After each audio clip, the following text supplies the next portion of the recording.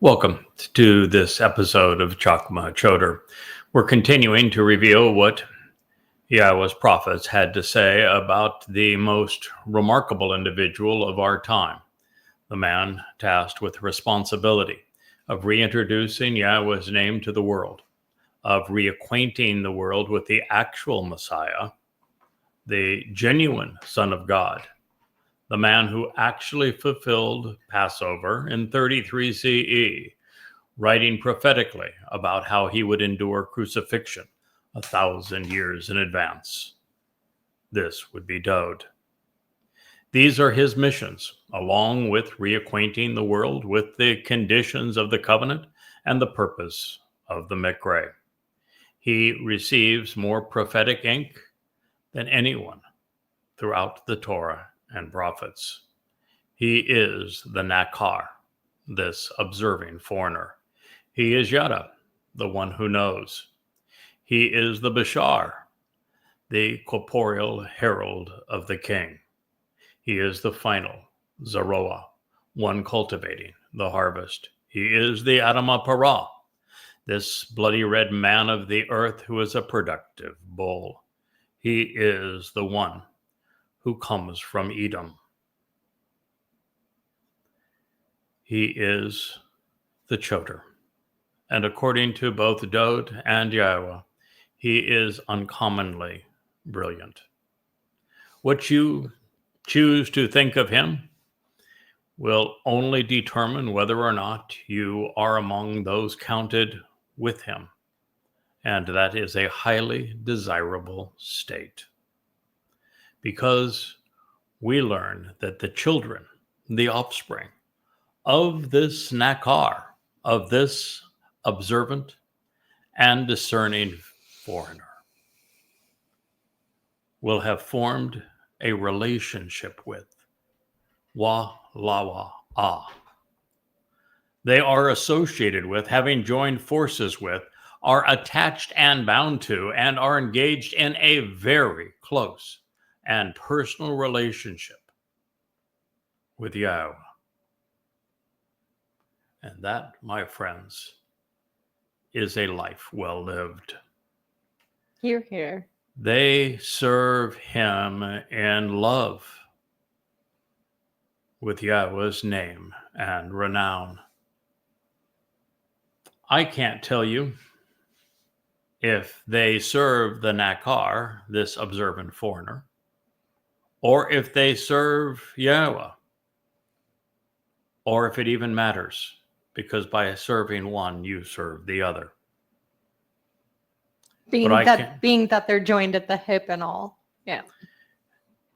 It is true that they are joined. Not only are the offspring of this Nakar, this man who is also Parah, a productive bull, the Zeroah, one who is sowing the seeds of a productive harvest. Not only are they joined and inseparable from Yahowah, but so is the Nakar himself, according to God. And once one is joined to Yahowah and celebrating Yahowah's name, then there is no separating them. But it does require a sense of continuance and an absolute commitment to cherish Yahowah's name, never hiding it, never erasing it, never besmirching it, never changing it to suit one's own sensibilities. And it is exceedingly important that if you are going to be among those who are counted among the Nakar's offspring, that you work with him, that you render assistance and serve in this capacity. Always sure to point out your absolute affinity for Yahowah's name and renown. Because those who are in this position exist as his co-workers. They all extol Yahweh's name, and they continually observe the promise of the seventh day, making all of this special and unreligious, never profaning it. Well, that's a rather profound statement in and of itself. That means, Leah, that everyone who is a beneficiary of the work of the Nakar, which is the most really extraordinary of our time, these 35 books behind me are testimony to it. There is nothing that has existed like them in the entire history of humankind. And nothing is riveting either. No, they are entitled Yahowah, and they reveal the truth about Yahweh and how to engage in a relationship with him. Yes. That is the purpose of these books. But it says that everyone who is an offspring of the Nakar exists as his co-worker. Yeah, we all work for Yada. It's very plain to see. You work for Dowd. And Yes. Dowd is all about his father's business. According to Yahweh, Dowd works for Yahweh and with Yahweh. According to the testimony both Dowd and Yahweh have revealed, his Bashar Herald, the Nakar, works for Dowd. That's his guy. And by him working for Dowd and Dowd working for Yahweh, it means that the Nakar is also working with Yahweh and for his people. And to those who come into the covenant family, his children, as a result of what he has learned, written, and shared, well, they join in, and they are also existing as co-workers, all extolling Yahweh's name, because it is where we begin. You cannot have a relationship with Yahweh unless you cherish and extol his name. And his nature. And you must also be observant, making certain that you appreciate the promise of 7. There are 7 spirits that inspire the Nakar. They are delineated in Isaiah 11. There are 7 steps to Yahweh. They are emblazoned in the Mow'ed Miqra'ey. It's also symbolic of the 7 days that we will spend on this earth from the time we were in Eden to the time we are returned and enjoy Eden once again. And we are those who celebrate all that is represented by the promise of 7, which in God's formula is 6, which is the number of man, plus God, who is 1, equals God's idea of perfection.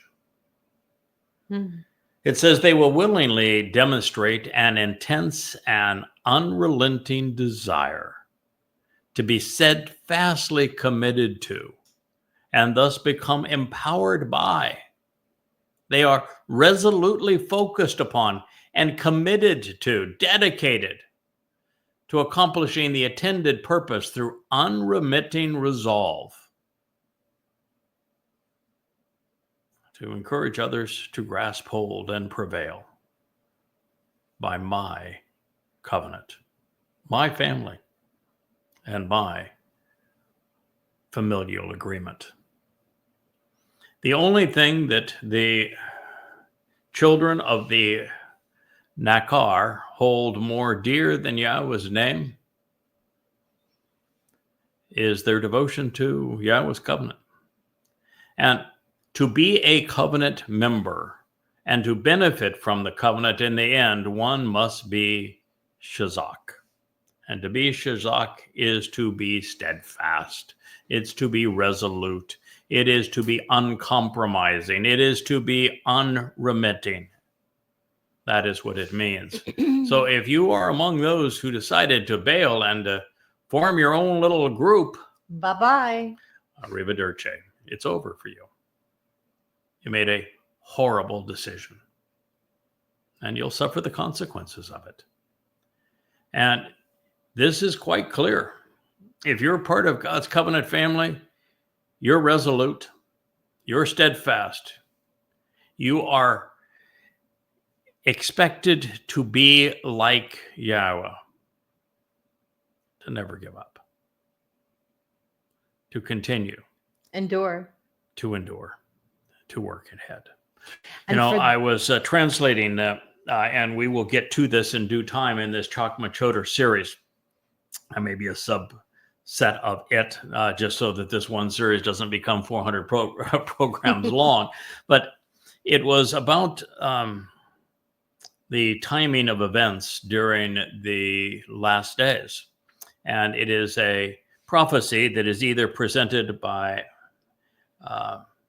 Miqra'ey, who is Yada, he is the Nakar that we're addressing here, or Dowd, in the presence of Eliah.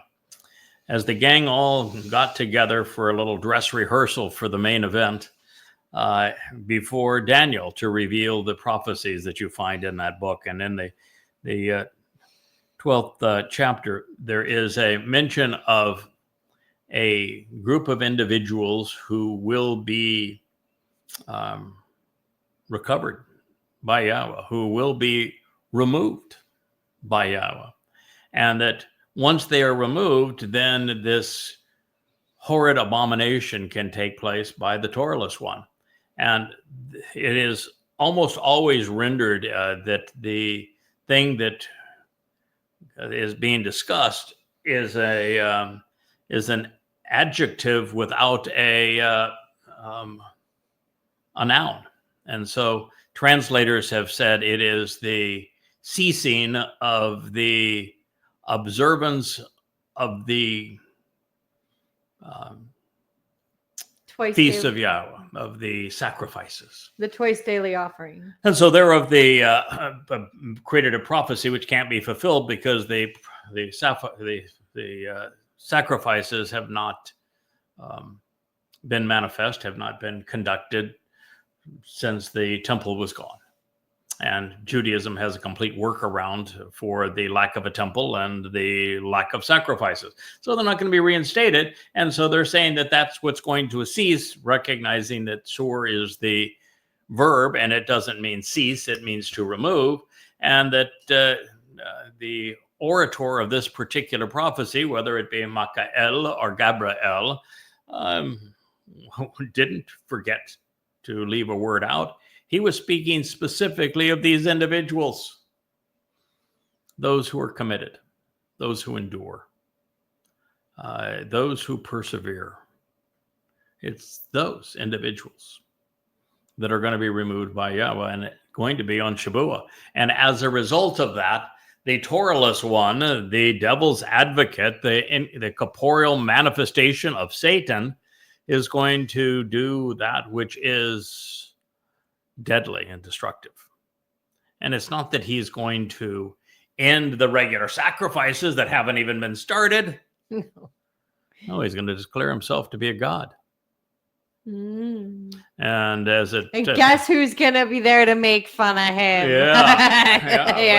But guess what? The whole thing that he is going to pull off as we analyze this, and we'll get into it in a future program, he's going to claim that he's Allah. And he's going to incorporate Christianity, Judaism, and Islam all into his decree. Yep, he is going to make the declaration that he is Allah. And I will be able to prove all of that as we move into our analysis of Daniel 12 in future programs. But as for now, understand that if you're part of the covenant family, you are steadfast, you are committed, you are dedicated to see it through. And the thing that you cling to with resoluteness is Yahweh's covenant, while loving his name, and always working. And before we go on, if you think to say to yourself, I too speak for God, know that we're coming.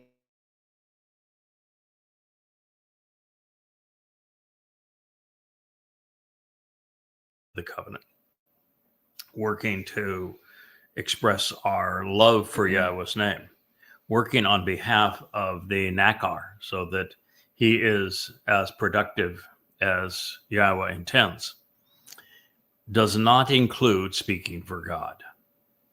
It includes supporting the one who speaks for God. Yeah. It's not, you're not responsible for reintroducing Yahweh's name or drawing attention to his covenant. You're responsible for supporting the one who is doing these things. That is Yahweh's method of operation. So even more extraordinary, this exceptional prophecy goes beyond what we would otherwise see as the ultimate goal in life. Because here the children of the Nakar, of the observant foreigner, are engaging to share in a close personal relationship with Yahowah. Those who are introduced to Yahowah by the Nakar, they sheroth you. They passionately engage to work alongside the observant foreigner, helping him fulfill his mission. And while I originally presumed that the children of the Nakar would be serving Yahowah, making Hu an uppercase him, the Peel stem indicates otherwise, because the object of this declarative statement is empowered and enabled by their contributions. And that would not be the case if him were God. But it is the case if he is a human that the rest of the covenant families are working alongside. Further, so we're being asked to like ride or die? Mm-hmm. Cool. Wookie, you are really having yourself quite a show there, pal. Further, in the infinitive, the assistance of those who have gained access to God through the words of the Nakar make him considerably more effective by their ongoing devotion and steadfast passion to his God-assigned mission. Therefore, just as Yahowah does not work alone, his chosen implement for this particular occasion will enjoy the ongoing and unceasing support of others who are committed to contributing to the sharing of the message that Yahowah is delivering through the Nakar. Now, the distinction regarding who the children of the Nakar are serving is only meaningful to the extent that they are working indirectly with Yahowah through the observant foreigner. Their motivation is that they have come to love Yahowah's name and all that God represents. As we press deeper into this prophetic statement regarding the Nakar and the team of covenant members supporting him, we're reminded of the value of the Dead Sea Scrolls, because the 1,400-year-older witness to the prophet's declarations add a great deal to this particular discussion. And in this case, we're finding that the common denominator among them is a soaring reverence and respect for Yahweh's glorious name. Then we find an affirmation that the Shabbat is special to the covenant family, particularly this celebration of 7. And indeed, it is because on the highlight of the week for us as a family is, well, our celebration of the Shabbat family hour, or 2 as the case may be. Yeah. On Friday evenings, when everyone joins in to celebrate our devotion to Yahowah, his beloved Son, and his Torah teaching, we have this unique opportunity to celebrate this 7th day and advance and share what we have come to enjoy about our relationship with Yahowah.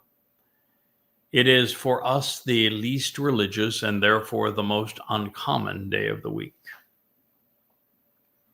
Now, one of the fundamental things that we have learned from our ongoing translations and related insights is that to be covenant, one must remain shazak, steadfast, devoted, firm,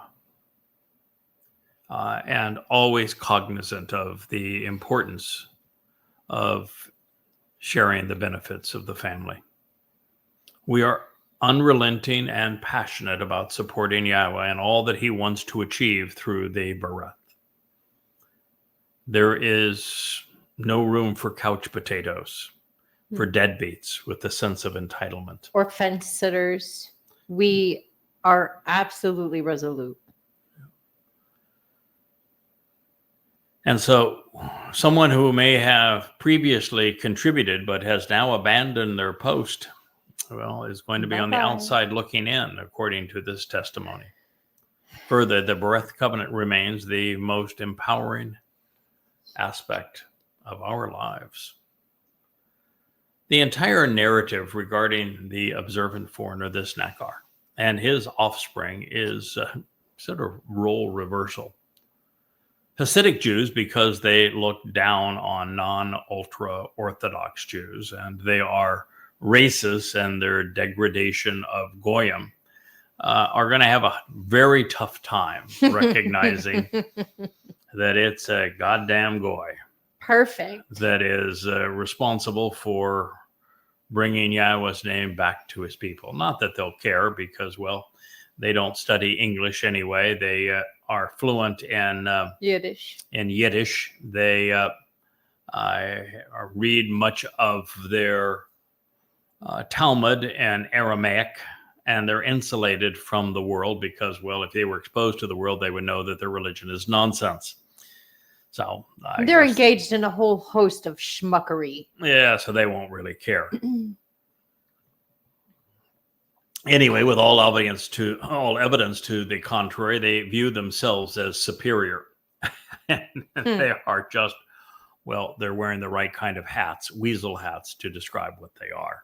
And we don't want them anywhere near Shamayim anyway. They're the problem of everything. No, one of the things that's nice about the covenant and the means to it, requiring one to disavow religion and politics, is that the nastiest of the religion, particularly those that are now known as Haredim and their black mourning suits and black hats, some in weasel hats, of course, is that they're excluded. We don't have to put up with the parasites. And second of all, we don't have to put up with the numbskulls that are parading around under all sorts of immoral thoughts among the progressives, politically leftists, both of them, bye-bye.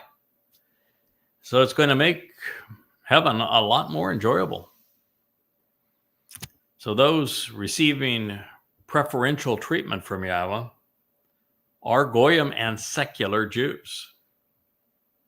This is the antithesis of what the rabbis have been trying to prescribe. So as the proverbial sons and daughters of the Nakar, the observant foreigner, well, they will all be decidedly anti-religious and apolitical. However, the Goyim being adopted by Yahowah are not accepted because they are Goyim, but instead because they exemplify the intended meaning of Yisrael, individuals who engage and endure with God. And these Yehudim are not being rejected or replaced because they are Yehudim, but instead because they have chosen to behave like Goyim. Therefore, the covenant relationship is correct while Judaism is wrong.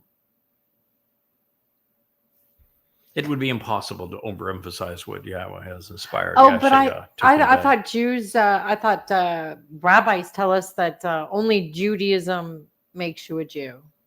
Well, that's what they would have you believe. There are Israelis now that would redefine the ethnicity of Yahud by geography and say, if you're not living in Israel, you don't know what we're suffering, and therefore you have no right to speak for us, and we want you to leave us alone. Well, I'm telling you right now that Israel alone doesn't survive 15 minutes. They said the same thing to Yahowah. That's just the bottom line of that. And geography is not a part of one's DNA. And the same thing would be true of the religious who blur the line between ethnicity and religion and claim that to be a Jew, one must be a practicing Orthodox, practicer of Orthodox Judaism. And that's ultra incorrect. Yeah, that's the fact is that I would say that you cease to be Yahud if you are religious. Rather than you continue to be, you would cease to be, because he's not allowing anyone to be referred to as the beloved of Yah. You don't get that name, Yahud, beloved of Yah, that name that is a compound of Yahowah and Dowd, Yahud, without. There isn't a single religious Jew who is Yahud. Put that in your weasel ass hat. That is correct. It's Judaism or Yahowah. You can't have both. Hell no. It should be impossible to actually overemphasize what Isaiah has conveyed on Yahweh's behalf. These are transformative words serving to enlighten a lost world at odds with God's people and itself, even with Jews being in opposition to everything that is important to them. Jews are reaching out now to form all manner of alliances with all manner of wrong-minded individuals, with anyone who's willing. Oh my God, with Christians, who's willing, Muslims, with Marxists and socialists. And one of my favorite, and has been up to this point, Jewish pro-Israeli posters, is a younger woman who has Cheryl? quite the following, and she wrote a really tear-jerked piece about how she thinks she's alone in all the suffering that she's going through, but she realized that she's really not alone, and she listed her favorite contributors, supporters, and they are Marxists, Muslims, and Christians that dominate that list, as well as a Munard Grubber who is all out to sell his books and his notoriety. It is sad. But you know who wasn't part of that list? Yahowah. You know who wasn't part of that list? Dowd as the Messiah and King. Any of us. You know who also wasn't part of that list? Was the Nakar of Yahowah. That's right. And so long as Jews remain obstinate and look for support in all the wrong places. Oh, no, they're not looking for support. They're looking for love in all the wrong places. She's been loving her paramours for longer than she has memory.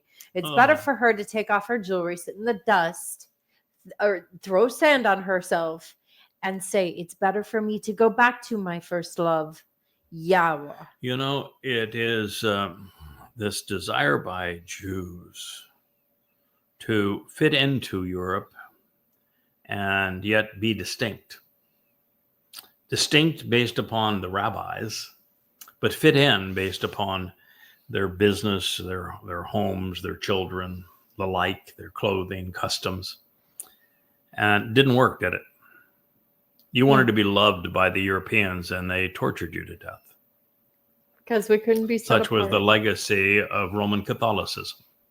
Mm-hmm. And now you're trying to be loved by the Muslims. Oh, we treat the Muslims better than anybody else treats the Muslims. Look at Israel. You know, there's 7.5 million Muslims and 7.5 million Jews in the geography of what should be Israel. And so we give them the best possible life. We want them to love us. If we only love them enough, they'll love us in return. No, they won't. They're Muslims. We love crawling up to snakes and cuddling them. What? God, you need to know who your enemies are and who your friends are, and you don't know.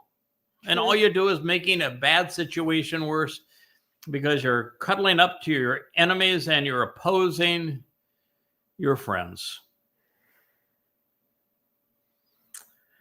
At the proper time, I will bring them to my set-apart mountain.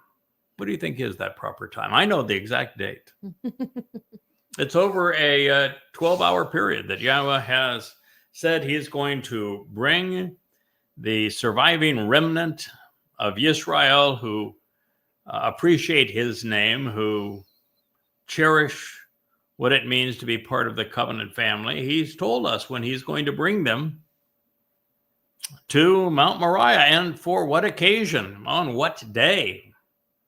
Even the ride that they're going to participate in, because what he has said is that he's going to dispatch the white spiritual chariot to search the world over for those remaining Yahowah who are receptive to his name and to his family, and bring them back to Mount Moriah, where they can witness and benefit from the sacrifice of the Adamah Parah, this bullish man who is particularly productive.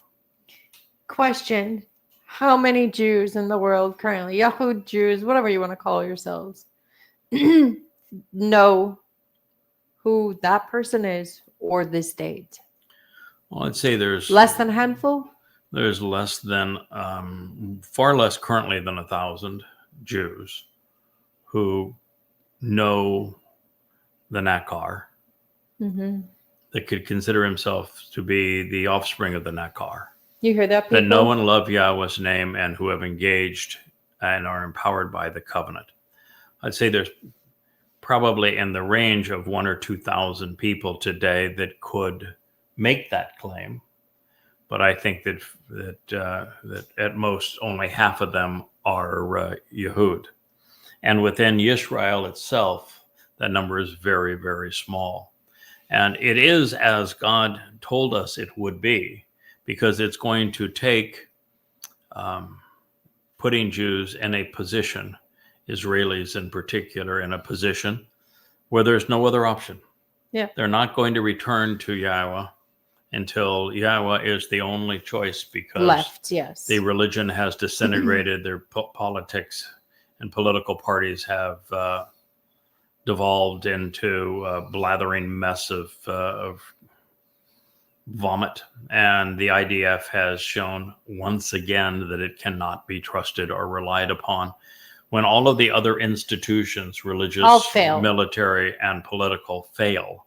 And when there are millions of Muslims seeking to rape and rob and abduct and murder them, then when the only way to endure to the next day and survive the morn is to accept Yahowah, that's when they will do so. That's particularly sad. Yeah. God deserves much better than that, but that's who you have become. You are so hard-headed. That's what it's going to take. Before we move on, I want to put a call out there. If you are an Israeli living in Israel, and you know the covenant in Yahweh's name and his nature, please get in contact with us. We'd love to hear from you. Yep. The bottom line is that God has a date certain that he's going to collect you. It happens to be during Teruah, immediately following the final ingathering of Israelites and Yehudim, as the olive gleaning occurs in Jerusalem on Teruah, which will be the evening of the 23rd of September 2033. Whoop, whoop. At exactly that moment, 3 of the 4 chariots that God describes in Zechariah are going to depart. The red chariot will remain because it is the bloody red man of the earth. It's his personal Uber. Man from Edom, and he is going to be going to have a royal ride, if you will, from where he was bludgeoned by Satan to the point that he will be the essence of the sacrifice known as the red heifer that is going to bring a level of cleansing and perfection to this remaining remnant. But the white chariot will bring the Israelites and Yehud back home that are at least open to being purged of their religious and political guilt at this time. The black chariot will take those away who are dressed in black and who are still too religious and political to benefit from anything God is offering, while the dappled chariot is going to collect the Goyim still left in the world, whose attitude and aptitudes will serve to benefit this time of the next 1,000 years, where we will celebrate returning to the garden. And so at the proper time, this will transpire right around 6:20 at sunset on the 23rd of September and continue through sunrise on the 24th of September of 2033, year 6000. This is the terminus date of the conclusion of the time of Jacob's troubles, when Yahowah will bring these people to his set apart mountain, and he will cause them to rejoice and be elated in his distinguished family. Their uplifting and elevating offerings and their sacrifices as they are killed are acceptable and will be approved with pleasure as they rise up on my altar. The elevating offerings and their sacrifices as they are killed pertained to the three men who surrendered their mortal bodies on Mow'ed Miqra'ey. It was Dowd who offered his corporeal body, his bashar, on Passover in 33 CE. It will be Yada, his herald, who will offer his on Teruah in 2033. And then 10 days later, Eliah, as the goat, will offer his as Dowd returns, so that the mercy seat of the Ark of the Covenant can be anointed with the bull's blood and that of the goat by Dowd, our returning ram, the Passover lamb, our shepherd and king. And all of this will make the remnant acceptable, approved with pleasure, as they will be able to rise. And even the men, and particularly at this point, the Adamah Parah, who is sacrificed, will rise up on the altar before the tent of the restoring witness. And this is because my house will be called a distinguished and special home for all kinds of people and for the entire family.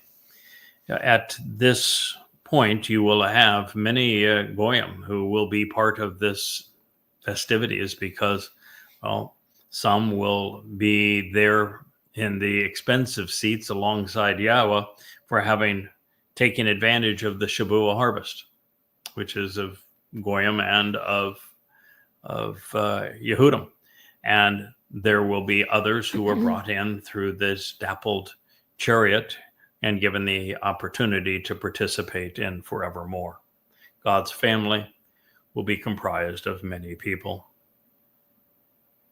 So there are three profoundly important statements that are being conveyed in Yeshaya's prophecy. It begins by announcing that Yahowah is committed to bringing a mortal remnant of his people home, and at the proper time. They will be gathered up, and he will pursue them and carry them to his Har Kodesh, his set-apart mountain. So this is a preview of what we find in Zechariah 6, especially when the white flying spiritual chariot canvasses the world from dusk to dawn on Teruah in year 6000 Yah. And the stated purpose is to bring the final remnant of Yisrael to Mount Moriah. It is there and then that they will derive the benefit of the sacrifice of the Adamah Parah. That is not a girly cow, but a bull who has been productive, a bloody red man of the earth. Prepared for the imminent arrival of God and King, they will be overjoyed on Kippurim, which is in concert with the affirmations that are found now in Zechariah 12 upon the return of Father and his firstborn son, the one who was pierced. In this way, Yahweh's covenant family will be diminished. Everybody else will be diminished. Yahweh's covenant family will be distinguished from the family of man. The mortal remnant of Israel will be set apart and distinct. I don't know, in the Finally. After 3,470 years, I guess, finally is in order. Yeah, I think we're slow learners. In the second point, the uplifting offerings and compensating sacrifices of the two or more individuals will be approved by God and deemed acceptable by Israel. And in this regard, while Yahweh's sacrifice will be set ablaze by Yahweh within his altar and before the tent of the restoring witness east side of the Temple Mount overlooking the Mount of Olives, we know that Dowd's Passover offering also occurred on Moriah. Both men will have willingly laid down their lives for the benefit of Israel. And also reassuring in this regard, the great Isaiah scroll reveals that while their bodies will be sacrificed, their souls will rise. And yet, there is another who is likely included among these distinguished individuals offering their Bashar bodies on behalf of the Nefesh souls of Yehudim, the beloved of Yah, on Mount Moriah. And that's Eliah. Mm-hmm. After performing as the master of ceremonies during Teruah, we have every reason to expect that Eliah's booming voice is going to be the one that welcomes Yahowah and Dowd back home. And then it would be poetic justice for the man honored with the distinction of offering his blood as the goat to complete the anointing process of the Kipporeth, the mercy seat of the Ark of the Covenant. His passing would be instantaneous. It would, of course, be painless, and it would be glorious, of great benefit. And when you think of goat, greatest of all time, when it comes to repudiating religious horse pucky and the priests of Baal and all this political religious nonsense that Israel is doing, there's no one better. No one better. He is the greatest of all times when it comes to mocking religion. Well, Eliah's responsibility to mock religion will have concluded over the 3.5 years that end with his work as the master of ceremonies over the sacrifice of the Adam of Perah. From that time on, he is not a voice condemning religion because there will be no more religion. So by this time on Kippurim, we have Eliah serving as the man welcoming Yahowah and Dowd back home. He will be the one explaining exactly what's happening at that moment. And then he will sacrifice his mortal body so that its blood might serve to anoint the mercy seat of the Ark of the Covenant. And this particular sacrifice will be the ultimate winner for him, because it is what releases him from the bondage of a body, such that he can join the immortal covenant family in the sky above Jerusalem. It will be a welcome relief for this man who had spent 888 years as a seven-dimensional being at Yahowah's side, who has now been relegated back to a physical body. He will be more than ready to give it up. Yeah, go back to the skybox seats. Yeah. So in the third proclamation, we are reminded that Yahowah's home and family are special. They are uncommon, which means, that they are unpopular.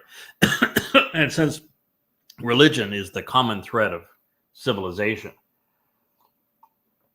The covenant is distinguished by the realization that it is akin to Eden, and therefore not only sparsely populated, but entirely unreligious. Also interesting, Yahweh's berith is for all people. It will include Yehudim and Goyim. Further, there is only one covenant for everyone. So perhaps the most pondered question throughout time has been, if there is a God, how do I approach him? And here we find the answer. These prophetic writings demonstrate that Yahweh is God, and he has provided a list of things which are in common or shared by those who are invited into his home. The members of our Heavenly Father's family. 1. Form a relationship with Yahweh. We choose to associate with God in a manner which is consistent with the covenant's terms and conditions. Man was created for this purpose and therefore is rewarded for choosing to know, to love, to trust, and to rely upon our Creator and Savior's instructions. We, too, this would be point 2, we serve God. Those of us who accept the invitation to live in Yahweh's home as part of his family render assistance, fulfilling our roles in God's family as his children. We have our chores, and we're about the prospect of doing them. Our allowance, however, is a great deal more than 25 cents a week. At least if you want to go back in time where I was given 25 cents a week for my chores as a kid. I think mine was 75 cents a week. Oh, wow. Yeah. See, but you are younger than I am. And most of those listening to this program would probably have received many, many dollars as opposed to coinage. Anyway, our contribution enables the covenant family to grow. Number 3, we love Yahweh's personal name. More than just knowing it, we adore it. We treasure it. We wear Yahweh's name proudly in recognition that God is our Father. We proclaim Yahweh's name boldly, recognizing that it alone has the power to save, especially when it is associated with his beloved Son and covenant. Number 4, we are and will always be devoted to learning. By closely examining and carefully considering the Torah, we are motivated to share Yahweh's guidance. This inspires us to expose and condemn religious lies as witnesses to the truth, and as men and women who expound upon the Torah. Number 5, we actively observe the promise of 7. We use even the Shabbat itself as a day to increase our understanding of Yahweh's plan and prophetic timeline, while seeking to enhance our relationship with our Father, while proclaiming the timeline of Yahweh that plays out over this 7,000-year period through the benefit of the 7 Mow'ed Miqra'ey.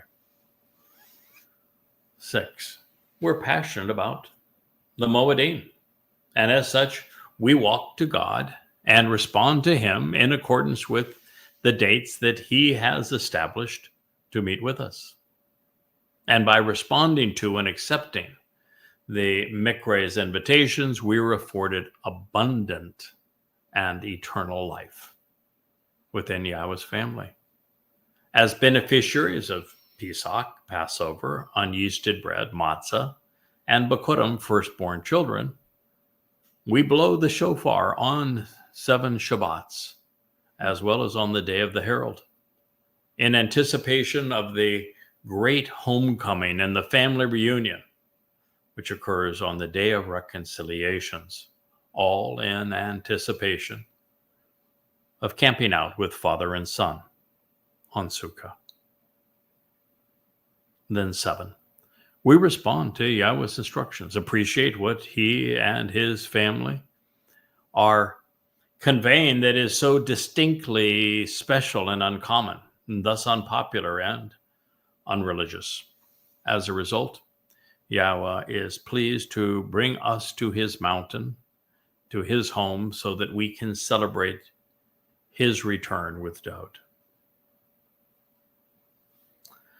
So now, continuing to teach us more about what will transpire on Yom Teruah, which is the day of the herald, with the final ingathering followed by the sacrifice of the red heifer. We learn more about the arrival and the presence of the mortal remnant of Yisrael. Yahowah, my upright one in foundation, who obtains, gathers, collects, and assembles the banished and scattered of Yisrael, yet again for restoration, announces in advance of it incurring, I will locate and obtain, collect, and bring together unto and before him, besides those who have already gathered. This is corrected from 1Q ISA, the Great Isaiah Scroll, and it is a reading from Yeshayah, Yahowah liberates and saves, Isaiah 56:8.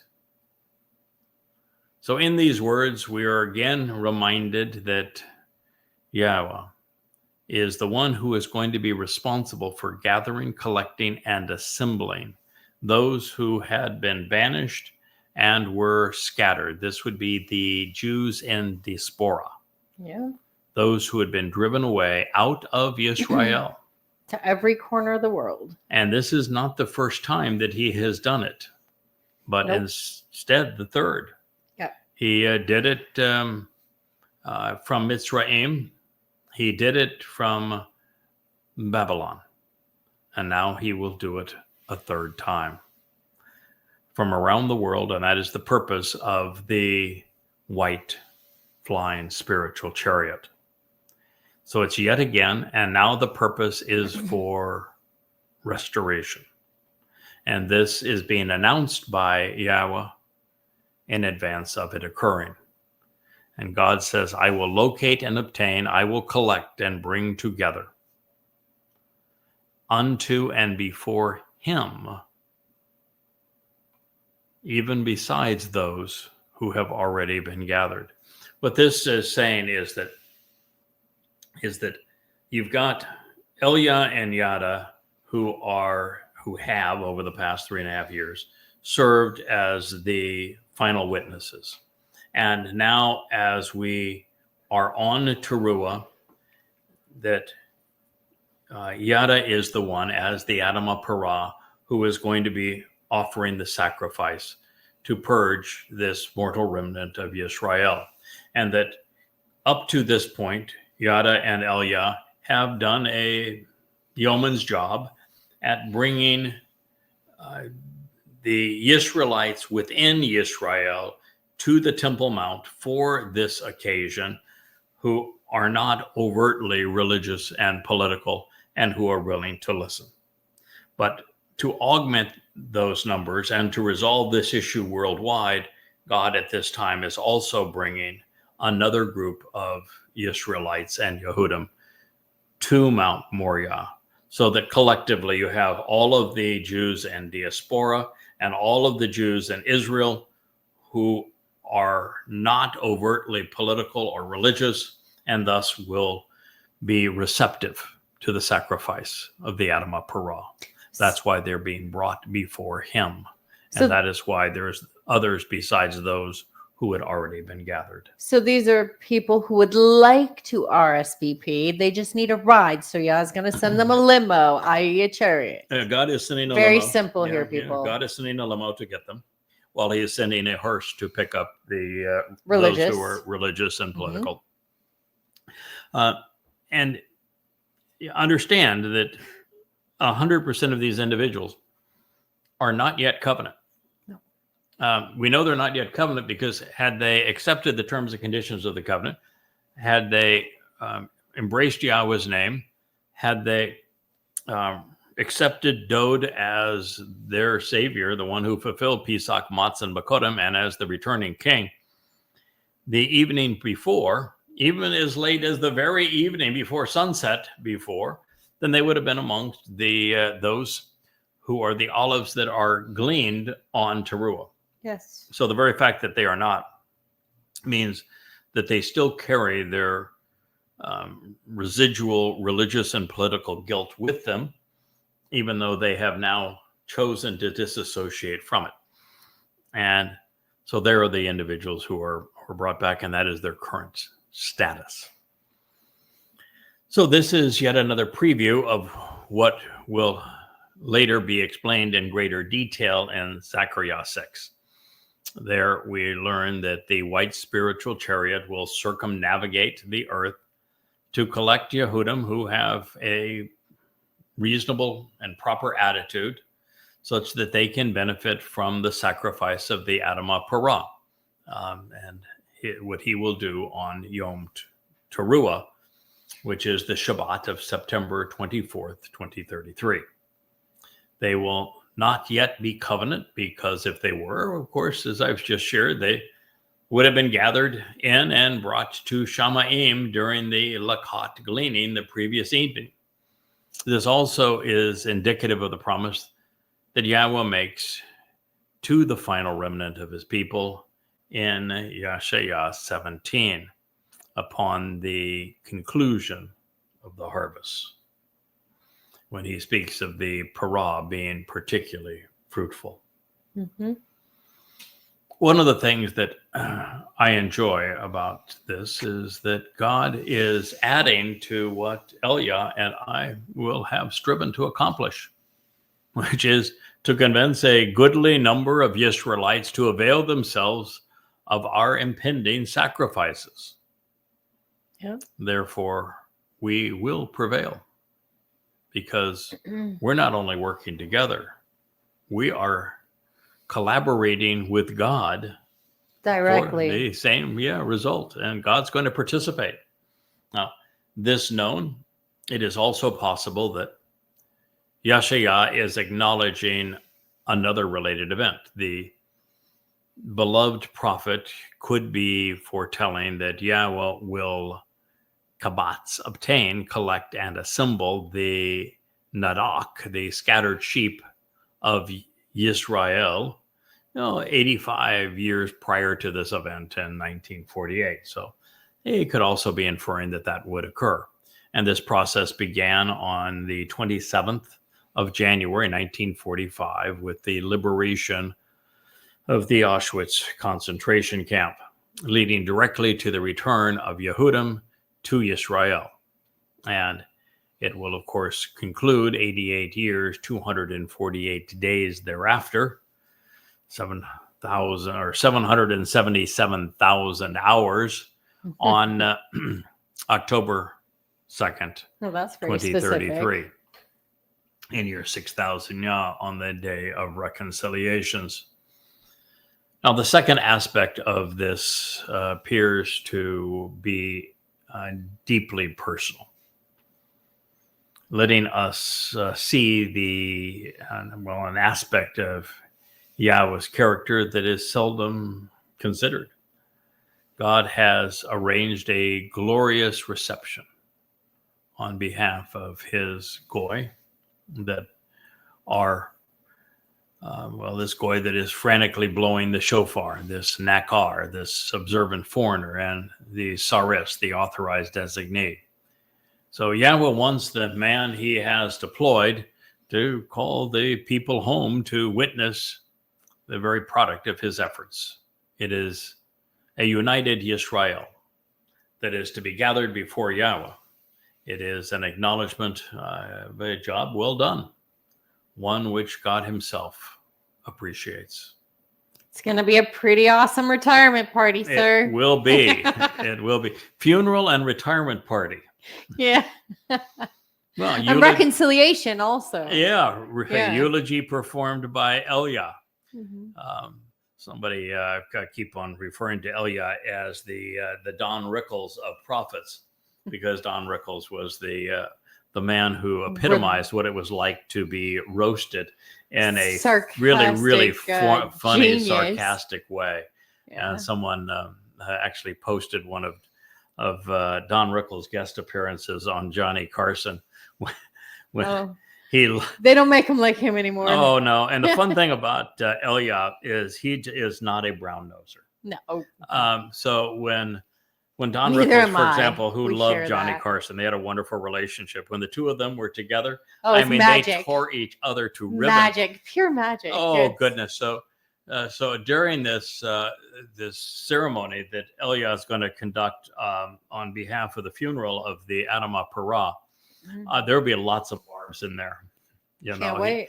He's going to have fun with the bull, and he will keep everybody in stitches. And Yahowah picked him because he is so funny. This is the celebration. This is the end of the time of Jacob's troubles. The earth is being returned to the conditions of Eden. The adulterous woman is being cleansed. They will be betrothed to Dowd again in short order. We're about to re-enter Eden. It's a time of celebration, and God gonna enter it with a few giggles, and the man that's going to deliver. I don't think Elia is actually trying to be funny, even though he is. Oh no, he's just a man that actually doesn't care what you think. No, he's trying to be funny. No filter. Oh no, he does care what you think, and he is trying to be funny.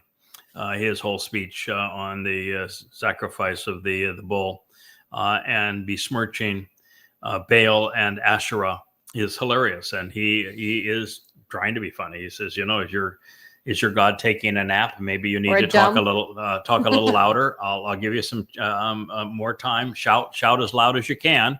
See if you can wake him up from his nap. I know he's really old and all, so maybe you should rouse him. Being that old, he's taking an afternoon nap. And then if that wasn't enough, he gave them more time and said, maybe your God's in the crapper. Even false gods, have to do their business.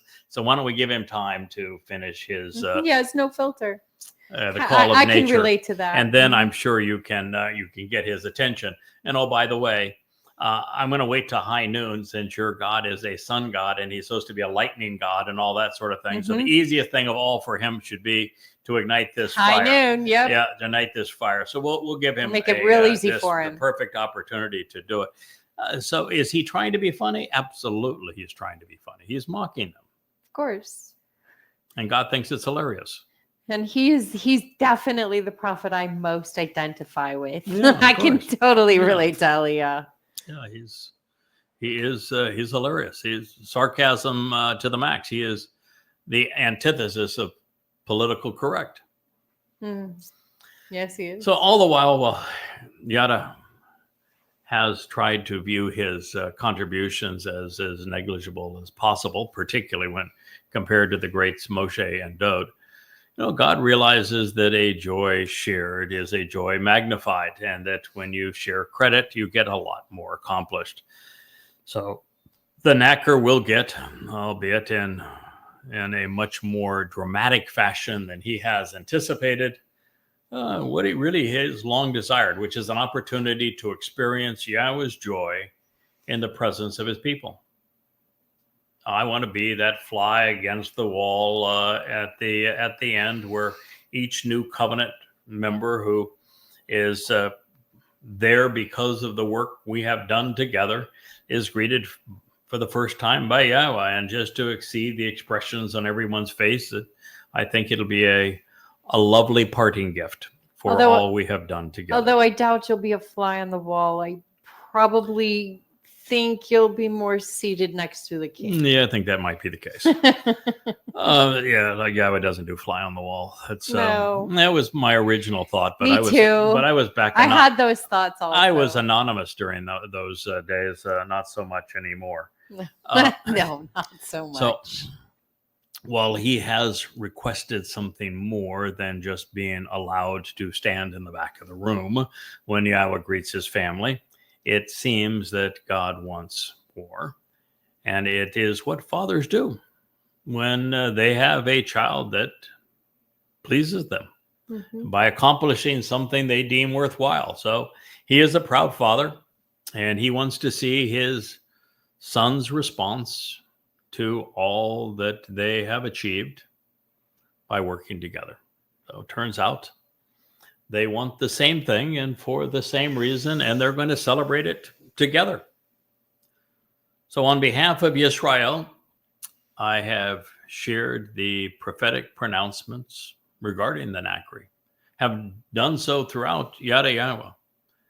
In the Hebrew text, the only difference between Nakar and Nakri is the addition of a Yod, or the very hand of Yahowah, making Nakri my observant foreigner. Or you could even say, because it's a Yod, it's the influence of the observant foreigner. And realize that Dowd is the right hand of God, but the Nakar is the right hand of Dowd. So it sets him apart as the hand of God at this moment and the hand of Dowd in the next. So in the pictographic characters, which originally shaped these words, Nakar would depict the son who sows the seeds. That's what the nun is. It's the son who sows the seeds which take root and grow, who reaches out with an open hand to offer what he has observed to those who are willing to listen, to read, and to consider the message that Yahweh is conveying through him. Think of that. The nun is a child. Mm-hmm. It is a son. Yep. Who is who's shown with a root and of being productive. And so it is the seed which takes root and grow. It's very similar to Zerah, which Zeroah is based. Yep. And it is compatible with Parah, productive bull. And it is also compatible with Choter, which is the seed that grows. It becomes the branch which stretches out. So it is the known, the seed that is sown and takes root and grows. The kaf is an open and outstretched hand. It is offering a gift. And then you have the Rosh, which is shown as the head of an observant person. Their ears, they listen. With their eyes, they see. And with their mind, they process this information. This is the depiction of Nakar. And of Nakri, it becomes even more spectacular with the addition of the very hand of God. So in the case of the Nakri, the nun, the Rosh face, so this is also important here, because the difference between Nakar and Nakri is that in Nakar, all three letters, while interesting in the way they are depicted, a seed that takes root and grows, the outstretched and open hand, and the observant individual who sees, hears, and thinks, to that you add a letter that is in Yahweh's name. And not just any letter, but the first letter in Yahweh's name, the Yod.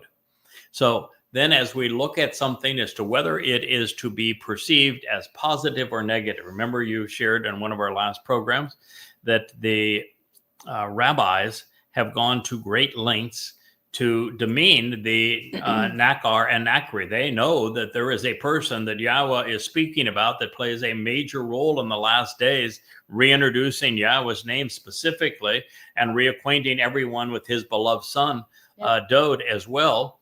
And so they are threatened by him, and so they try to they go through great lengths to disparage not just the Nakri. But do you know what they say about Shabbat? What Shabbat actually is? What do they say about Shabbat? Shabbat is for those who have left Judaism to come back. Well, that's what they think. Well, that's what they tell. No, they've got both of those things are right. It is for those who have left Judaism and for those who come back to Yahweh. So, congratulations. Even a blind rabbi picks it up sometimes. So the difference with Nakri is that you do have a letter in Yahweh's name. Once you have a letter in Yahweh's name, you are able to apply what I call the Captain Kirk test. Kirk, our co-host on Family Hour, was the person who deduced as an artist that you could tell whether or not a word was positive or negative by the lean of the letters. That's right. And what you find is most of the letters in the Hebrew alphabet have a lean. Most of them lean from right to left, which is the way that Hebrew reads. Yeah. You do have one that goes the other way. But for the most part, they all lean from right to left. And so what he determined is if the position of a letter in Yahweh's name was toward the lean of those letters. For example, the Rosh is a person which you see in profile looking in a direction. And if that person is looking in the direction of a letter in Yahweh's name, the word is positive. Yep. If that person is looking away from the letter in Yahweh's name, Negative. it is negative. Yeah. So in this case, what you have is the nun, which is slants from right to left. Yep. And the kaf, which is an open hand reaching out from right to left. Yep.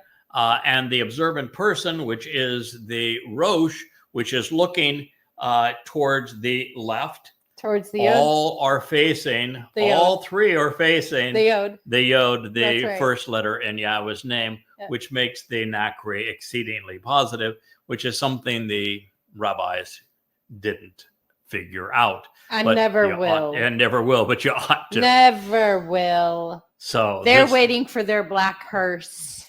Yes. So that they can put their black cells on and their black hearts aboard it. Mm-hmm. Yeah.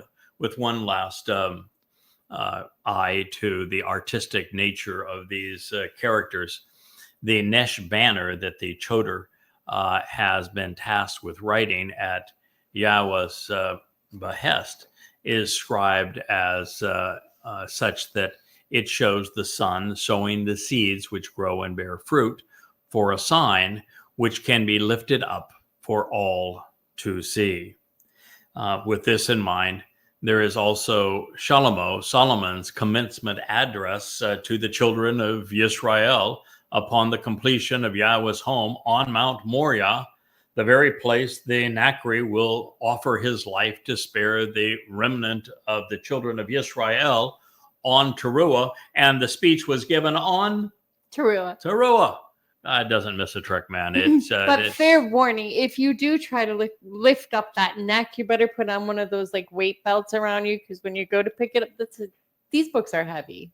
Mm-hmm. Mm-hmm. And since this prophetic pronouncement was delivered on Yom Teruah, the day of the herald, in year 961 BCE, standing in the very place the Nakri will serve as the Adamah Parah, these words will have echoed above the Temple Mount for 7 years shy of 3,000 prior to their fulfillment. Mm-hmm. All on the Shabbat of Shabuah, September 24th, at sunrise in year 6,000 Yah, 2033. All while God affirms this with celestial fireworks, as the moon, representing the lesser luminary, Yada, the Nakri, for this very brief moment, takes precedence over the brilliance of the sun, obscuring the sun's light. Well, thank you for listening. We've gone past our hour time here. We appreciate you joining us in our return to the library studio of the Yahowah blog, and for Wookie, having endured the entire program, although I'm not sure it was all awake, but nonetheless, with Wookie and the prime seat in the lap of the lovely Leah, and Rich over there on the controls as Captain Cable. We thank you as well, Rich, for your contribution. So thank you, one and all. We look forward to being with you on our next episode of the Yahowah blog. Shalom.